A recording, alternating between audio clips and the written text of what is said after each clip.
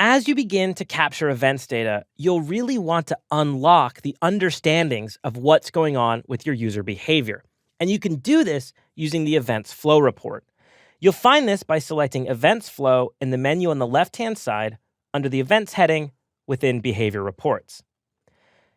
Now, this chart allows us to visualize the order in which users triggered various events. And this is helpful as we can understand what events are keeping users engaged and see the paths they take from one event to the next. This also helps us understand common questions.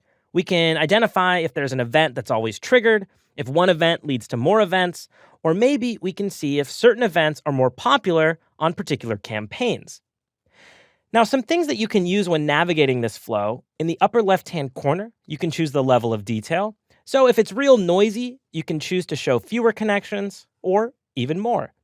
You also can identify whether you want to see everything, category, action, and label, or simplify and simply see category and action. Along the left-hand side, you can change the size of the cards. And then in the upper left-hand corner, we can choose our starting filter. In this case, we have country, but let's say we want to look at this by source. Now we can see the events by each source.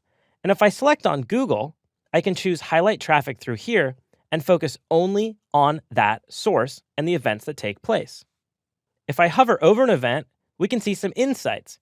Here I see 68% of the traffic moves through and 31% of the traffic ends on this event. In other words, they took no additional events after this. If you'd like, you can also remove events simply by choosing the X icon next to them. And then you can choose the plus icon to add a step. And you can move through that by adding additional events. Once you understand how users are interacting with the way that you've set up your events, you can leverage this to really understand deeper insights on your user engagement and use this to improve your flows.